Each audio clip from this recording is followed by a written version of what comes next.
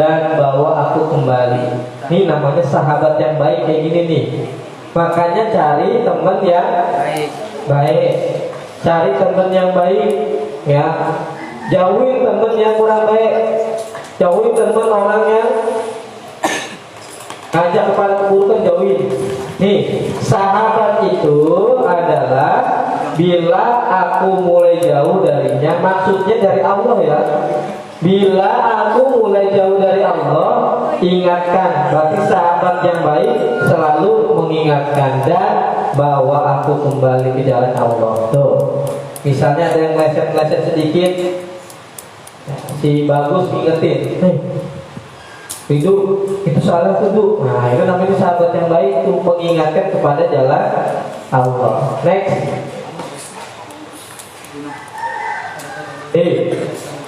Adakah tanda tertentu yang menunjukkan seorang anak telah memasuki masa akhir balik? Ada nggak tandanya? Ada. Yang udah ngerasain pasti ada.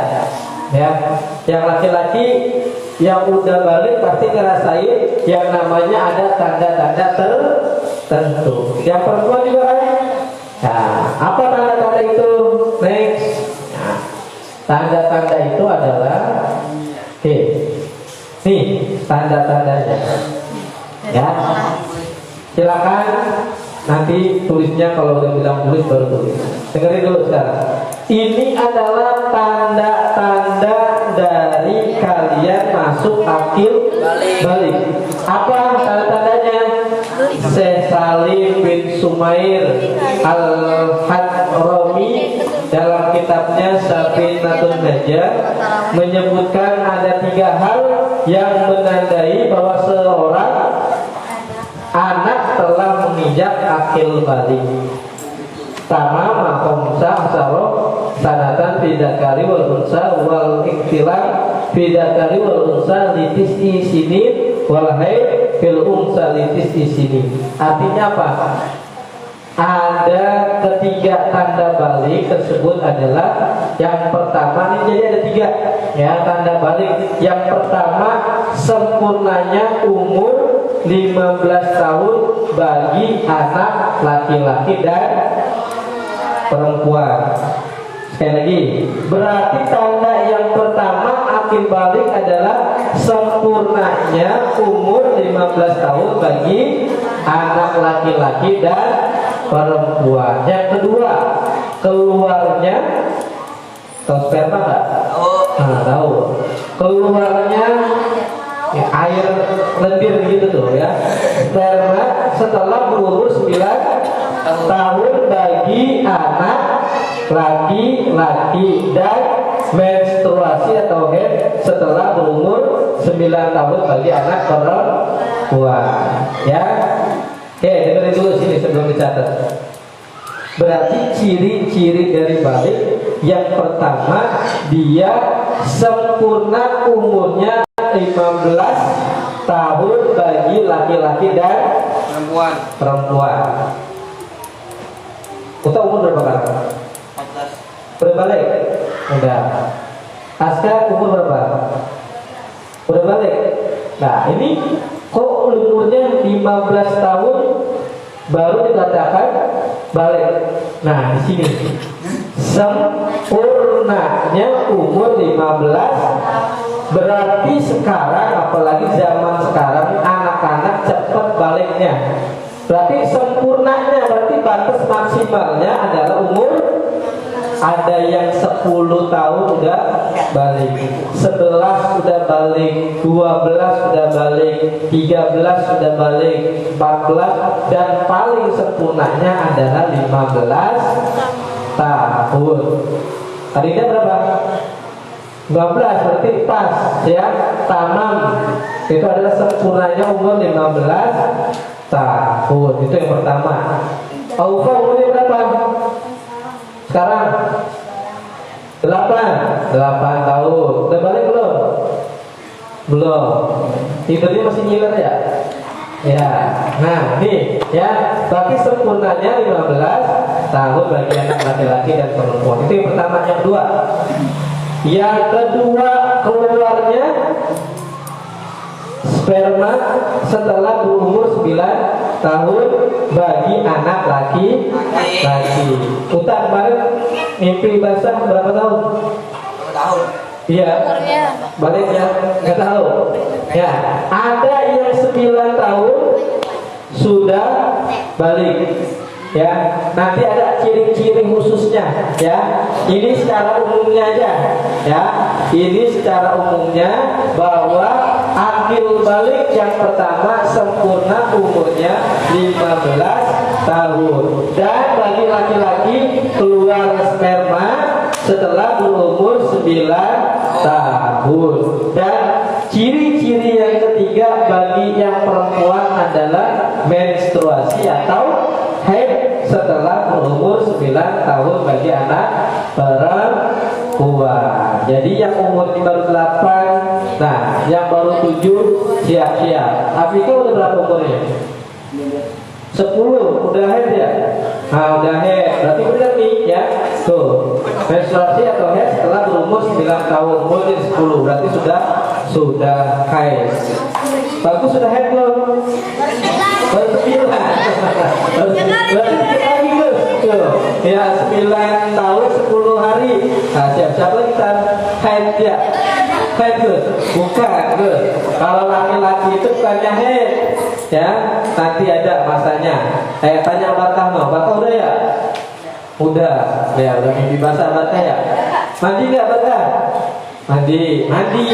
Yang laki-laki harus mandi, yang perempuan harus mandi. Oke, next, jadi lanjut. Ini Syekh Nawawi Al-Bantani. Jadi Syekh Nawawi Al-Bantani, tahu nggak orang mana? Nggak tahu? Kalau nggak tahu, coba Syekh Nawawi Al-Bantani. Berarti dia orang kalau Betawi, David Al-Betawi. Nah, namanya orang Betawi. Orang Banten. Di ulama Indonesia yang udah internasional ya, udah mendunia. Namanya Syekh Nawawi Al-Bantani dari Banten. Tuh, ulama besar pengarang kitab ya, yang kitabnya itu ada di pesantren-pesantren, ada di seluruh dunia. Nih, yang ngarang adalah Syekh Nawawi Al-Bantani, orang Banten.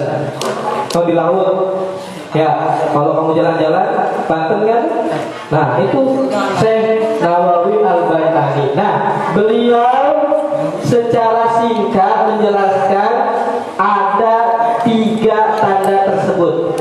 Nah tadi nih ya, sempurnanya umur 15 tahun berlaku bagi anak laki-laki dan perempuan dengan menggunakan perhitungan kalender Hijriyah atau Qamariyah. Jadi perhitungannya bukan kalender Masehi.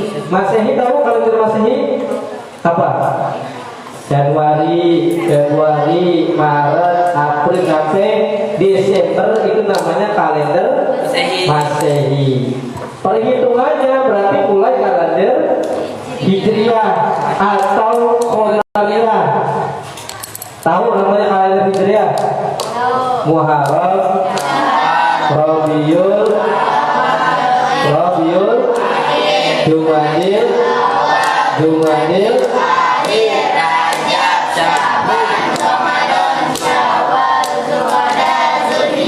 ada berapa? 12 bulan, sama seperti Januari sampai Desember. Nah, kalian ngitungnya berdasarkan dengan perhitungan kalender Hijriyah atau Qamariyah.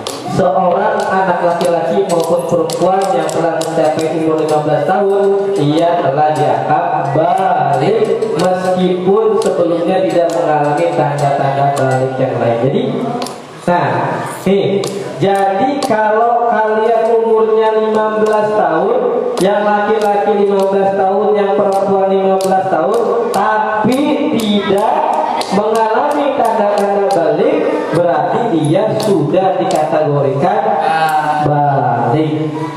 Farhan umur berapa? Sudah balik ya? Udah. Kita berapa umurnya? 11, sudah balik?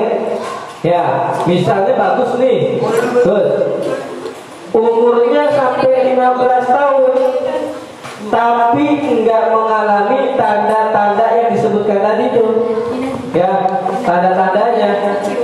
Walaupun dia nggak mengalami, berarti dia kategorinya sudah ada kewajiban buat sholat, puasa itu, ya. Yang perempuan juga, ini umurnya berapa? 9. Berarti kalau nanti tanda batasnya 15 tahun nggak mengalami tanda-tanda balik, berarti sudah balik gitu. Karena sempurnanya adalah 15 tahun. Kemudian tanda balik yang kedua, keluarnya mani dari kemaluan baik dalam kondisi tidur maupun terjaga. Berarti keluar, ya, itu sudah menandakan kalian balik. Yang ketiga, tanda balik yang ketiga adalah haid bagi perempuan. Yang keempat, tambahan ciri-ciri selanjutnya adalah tumbuhnya bulu di area tertentu. Yang udah balik tumbuh bulu nggak? Rizka, tumbuh nggak? Tumbuh, kayak bulu ketek. Ya, berarti apa? Berarti udah ada ciri-ciri balik. Jangan kaget ntar yang belum ini ya, yang belum balik jangan kaget, ya. Next. Nah, itu. Nah, tadi. Nah, tadi tentang agamanya. Kita itu sekarang pandangan dalam ilmu sains. Sains itu apa? Ilmu apa? Ilmu IPA. Kalau kita lihat. Nah, nih, ini pandangan umum. Ya, kalian belajar di sekolah. Ya, sini. Ini pandangan umumnya. Masa pubertas adalah masa peralihan dari anak-anak menjadi dewasa yang ditandai dengan perubahan fisik, emosi, dan pematangan seksual. Ini bukan ngomongin jorok ya, enggak, ya, biar kalian tahu, ya. Lihat kalimatnya. Masa pubertas adalah masa peralihan dari anak-anak. Dia anak-anak, ya.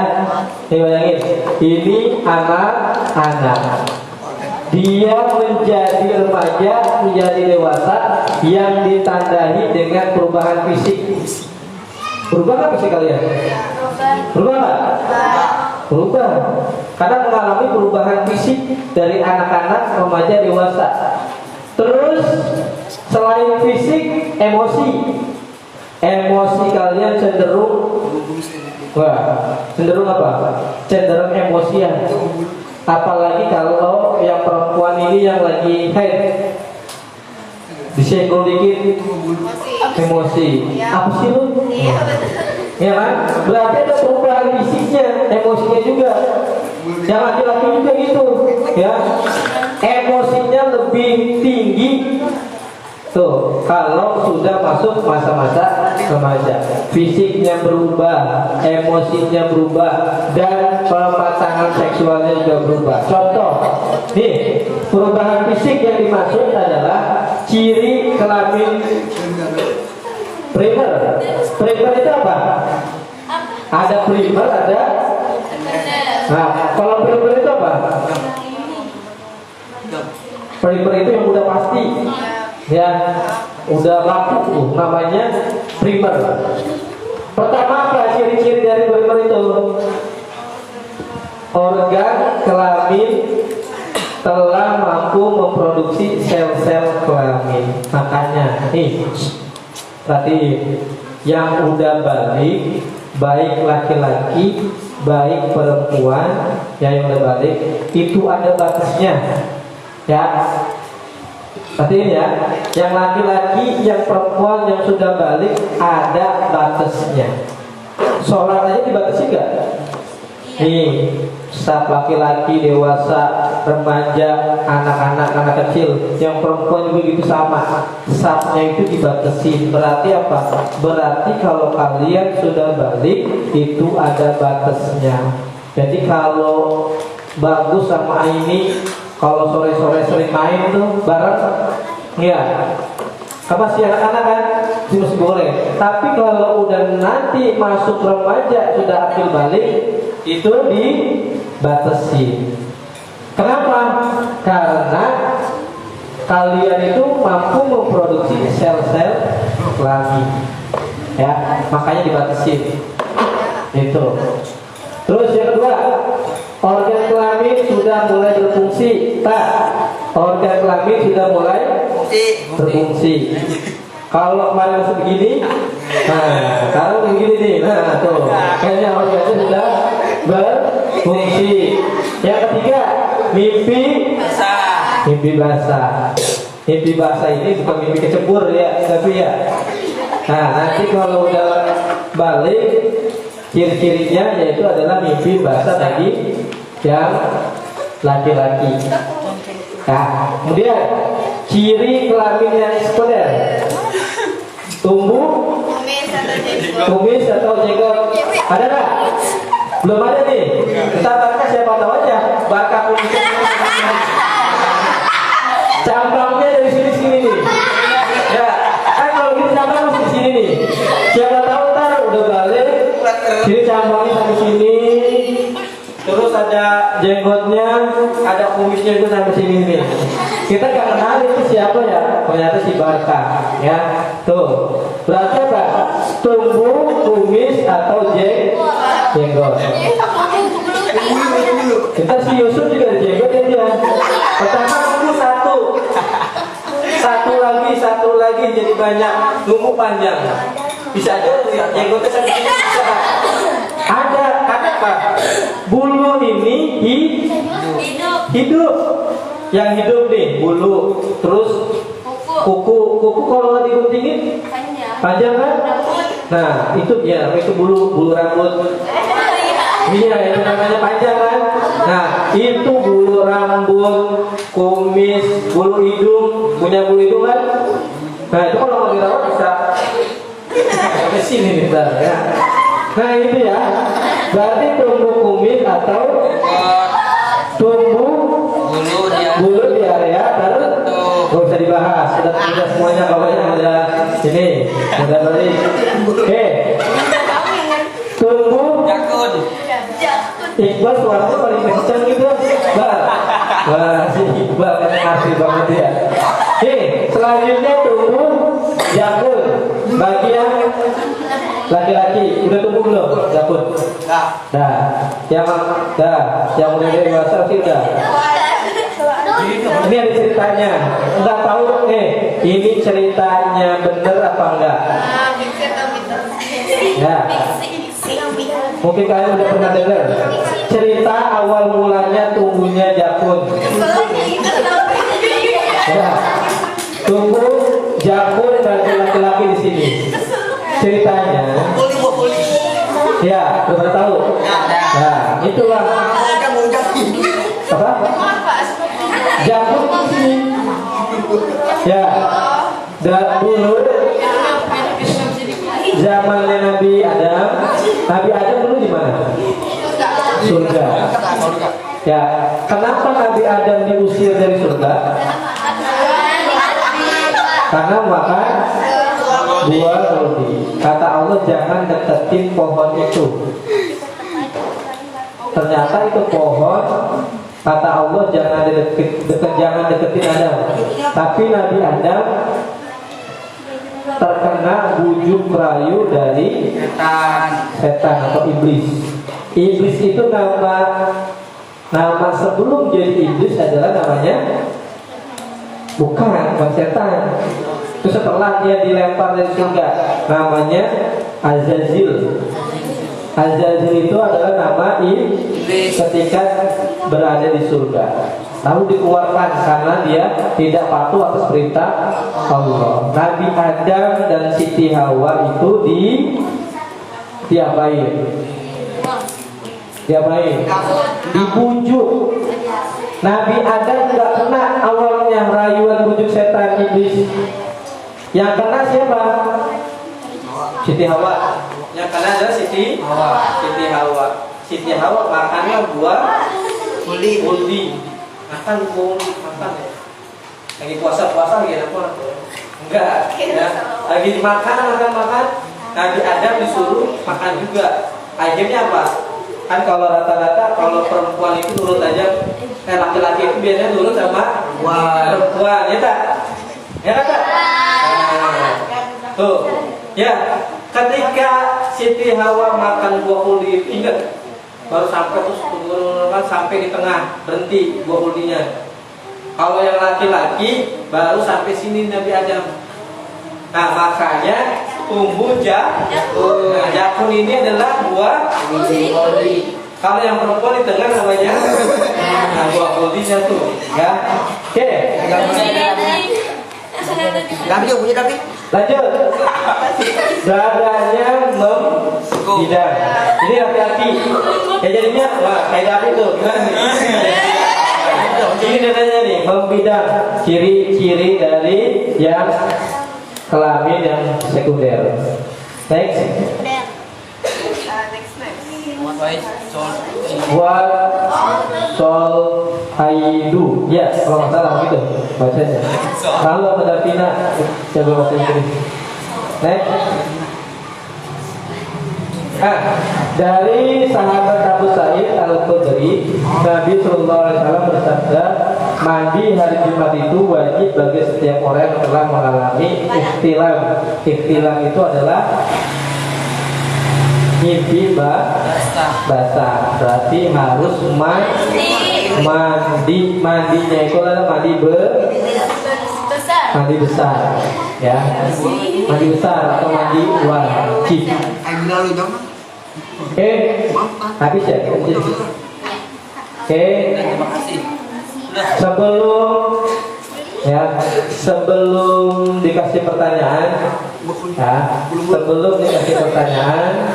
sebelum ditanya, ada yang mau nanya nggak sekitar tentang pubertas? Kalian ini banyak nih di kehidupan kalian tentang masa-masa pubertas. Misalnya, boleh nggak megang Al-Quran? Boleh nggak sholat? Misalnya gitu, masa-masa pubertas. Lagi haid, sedang haid, boleh nggak megang Quran? Boleh nggak baca Quran? Nah itu contohnya seperti itu. Silakan yang mau nanya sebelum kita tanya jawab akan dapat hadiah. Ada yang mau nanya? Yang apa? Al-Quran. Tentang Al-Quran. Megang Al-Quran. Kalau lagi head boleh pegang. Gitu. Ya. Kan kalau kalian lihat di samping Al-Quran ini ada bacaan. Apa bacaannya? La yamassuhu ilal mutahharun, ya.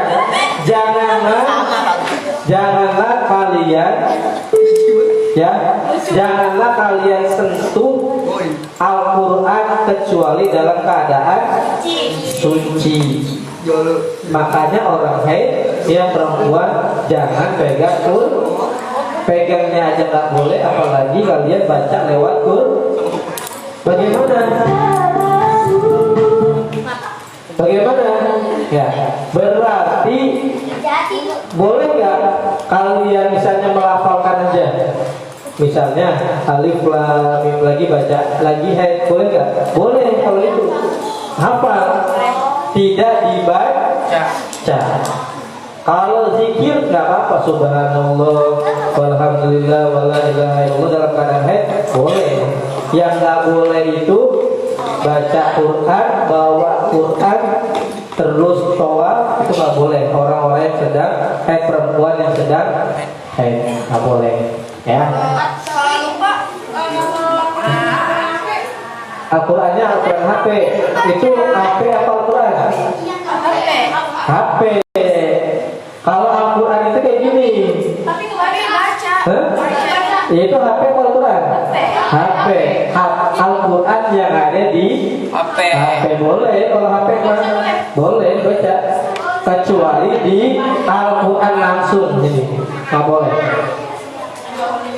Terus kalau yang head duduk-duduk di masjid boleh nggak?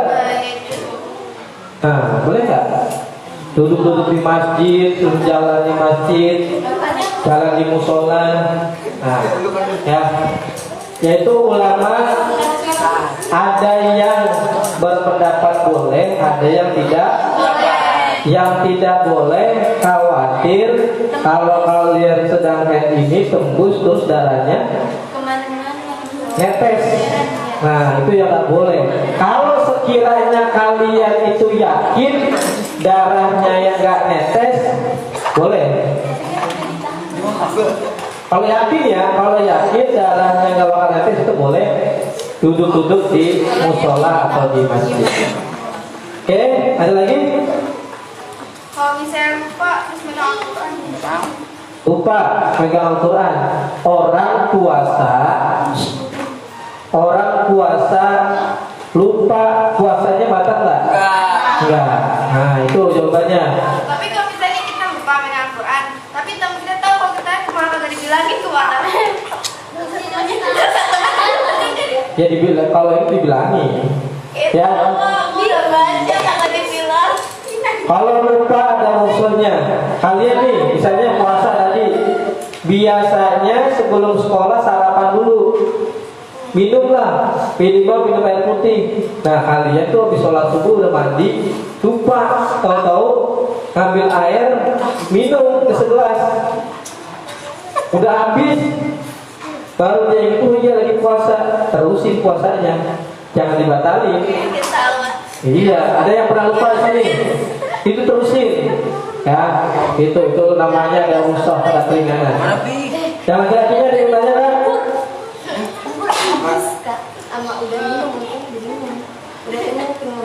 Apalagi?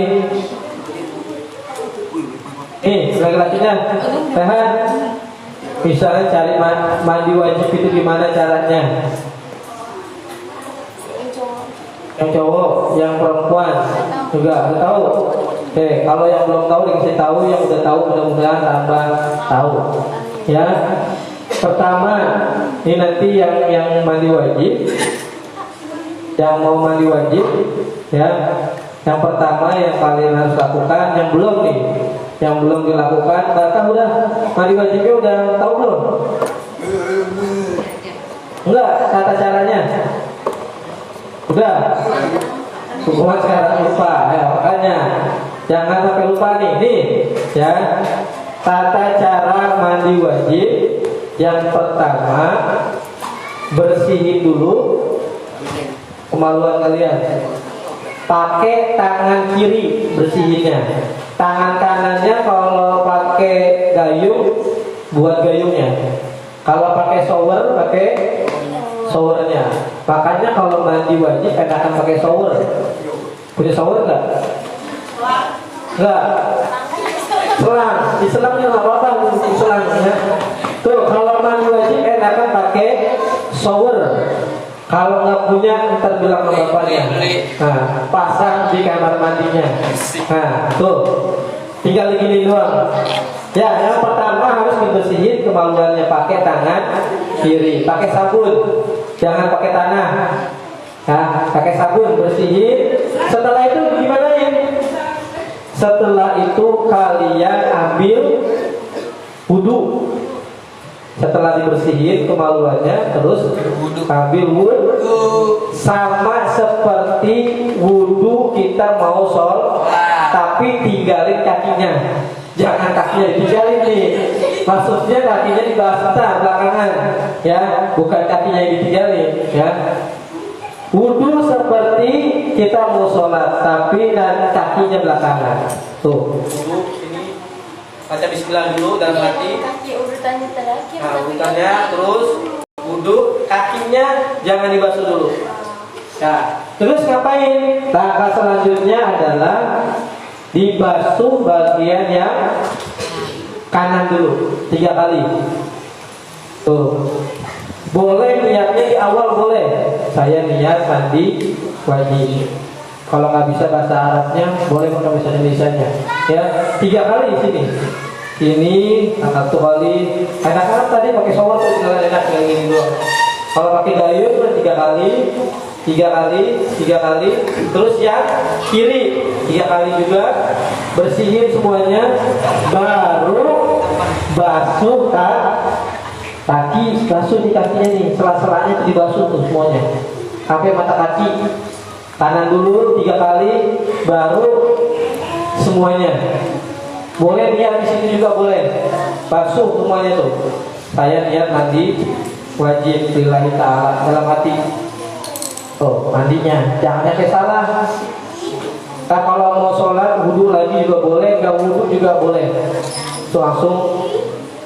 Nah, itu ya tata cara mandi wajib. Di laptop yang satu ada tuh videonya. Sini ada. Oh, bagi. Nah, sini kan ada videonya, silakan simak ya. Tapi orangnya prakteknya pakai baju, nggak telanjang ya. Pada.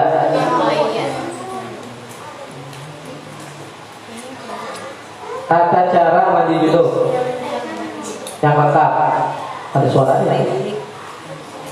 Ia jadikan sebagai acuan. Kedua hadis tersebut berasal dari dua istri Rasulullah SAW, Aisyah dan Maimunah radhiyallahu anha. Hadis pertama. Beliau menceritakan anna Nabi sallallahu alaihi wasallam. Bentar ya, San.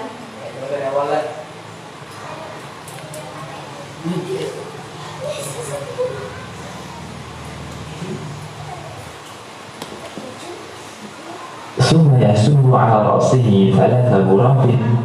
Tata cara mandi junub. Berkaitan dengan mandi junub, terdapat dua hadis pokok yang bisa kita jadikan sebagai acuan.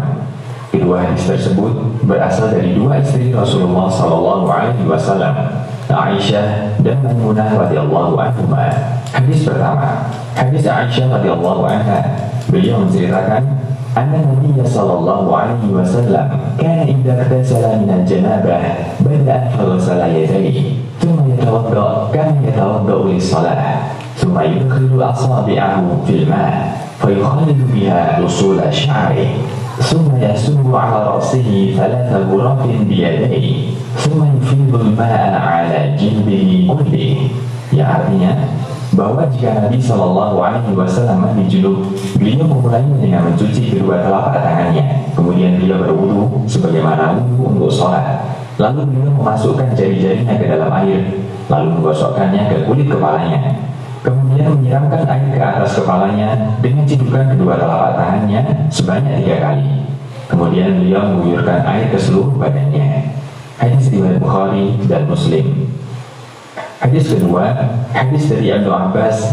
Beliau menyampaikan keterangan dari Maimunah yang menceritakan, wada'tu li Rasulillah sallallahu alaihi wasallam ma'an yaghtasilu bihi fa afragha 'ala yadayhi fa ghasalahuma marratayn aw thalatha thumma afragha bi yaminihi 'ala shimalihi fa ghasala madhakirahu thumma dalaka yadahu bil ard thumma madmada wastanshaqa thumma ghasala wajhahu wa yadayhi thumma ghasala ra'sahu thalatha thumma afragha 'ala jasadihi thumma tanaha min maqamihi fa ghasala qadamaihi. Yang artinya, aku pernah menyediakan air mandi untuk Rasulullah sallallahu alaihi wasallam.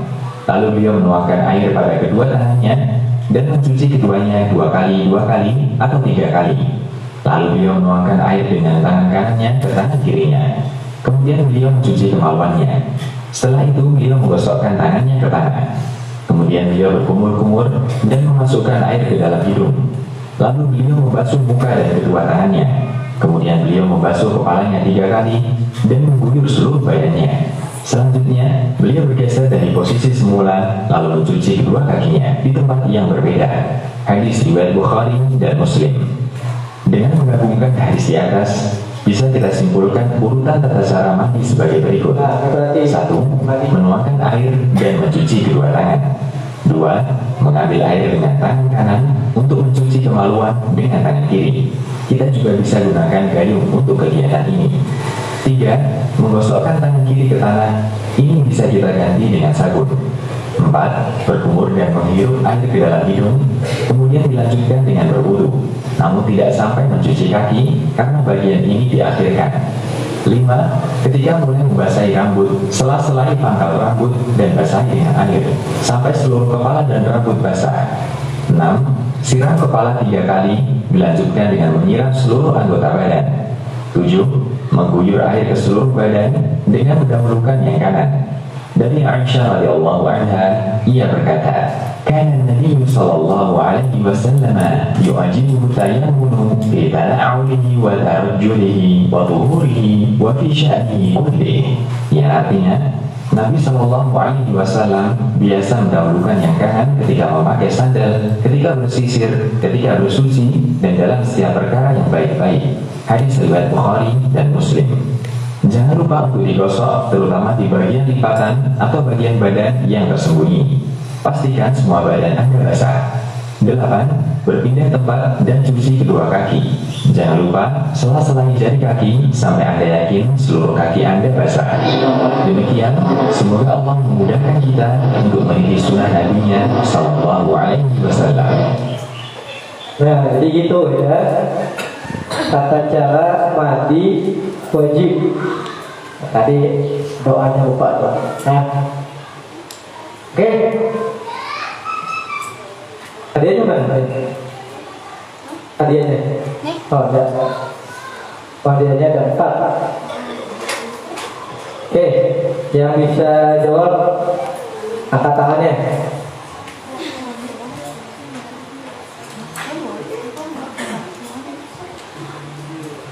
Sholat ada berapa?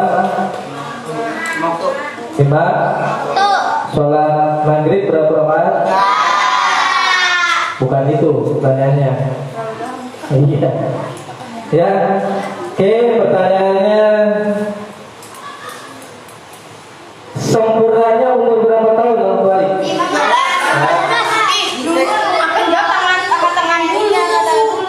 Katakan dulu. Ulang. Ya. Oke. Ciri-ciri dari sekunder 2 aja. Tumbuh kumis dan Terus? jenggot, tumbuh bulu di kemaluan. Ya, pilih itu hadiahnya. Botol. Botol. Barakah dong hadiahnya. Oke, selanjutnya ada botol, ada buku curhat.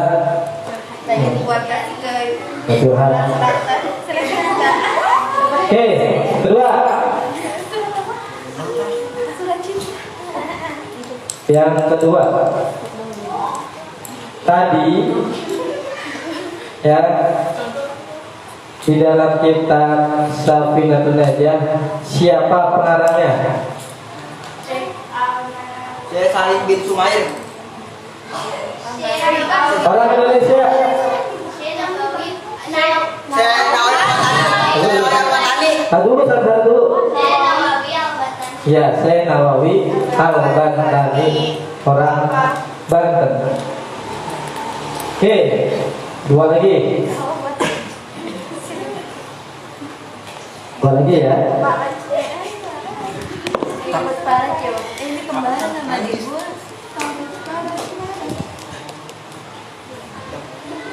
Apa? Ini dari ketinggal. Oke, niat mandi wajib. Nah itu magon anak lagi. Niat mandi wajib. Selalu mana? Nawa itu? Ada si Akbar di pabrik Litala. Ya, Bil. Botol teh. Hah? Udah tadi ya. Kamu mau lihat gimana?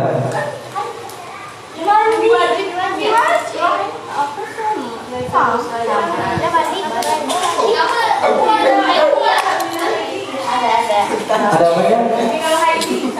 Final haidnya. Final haid. Oke, pertanyaan selanjutnya terakhir. Apa ya pertanyaannya ya?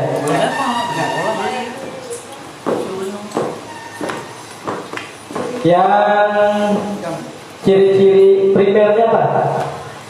Tahu ada Apa? Ciri-ciri primernya apa? Iqbal. Dia ciri-ciri primernya apa? Tadi ada sekunder, ada primernya apa? Cepetan. Ayo, apa? Raya. Main bola. Hah? Menstruasi atau mimpi basah, betul ya? Iya. Yang primernya. Lupa dia.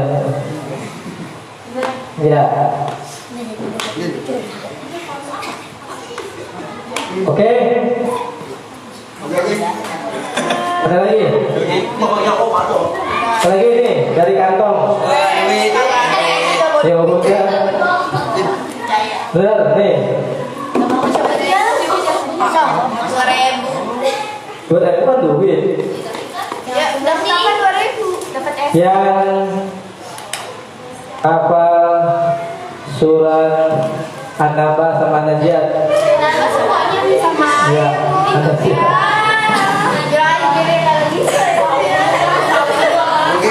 Tar ya di terakhir.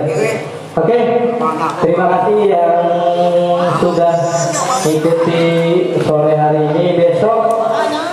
Besok jangan lupa. Ini yang bawa Al-Quran TPQ silakan ditaruh lagi sesuai dengan yang tadi kalian ambil. Kemudian yang Al-Quran musola atau yang ada di musola nanti kita rapiin. Ya, yang Al-Quran TPQ balikin lagi ke TPQ. Jangan ini apa ninggalin kertas atau apa yang ditinggalin di musola kotor. Nanti kita mau sholat tarawih, sholat isya dan sholat tarawih. Oke, besok mengingatkan kembali bahwa kita kumpul jam 11 sebelum sholat Jumat, dan hari Sabtunya sore ya. Ya, sore. Hari Sabtunya sore setelah asar atau sebelum asar? Sebelum asar sampai besok pagi. Jadi bawa perlengkapan tidur kalian, boleh bawa bantal boleh, ya, bawa selimut boleh. Kalau yang laki-lakinya bawa sarung nggak apa-apa. Gosok gigi, bawa sikat gigi, ya, bawa sikat gigi.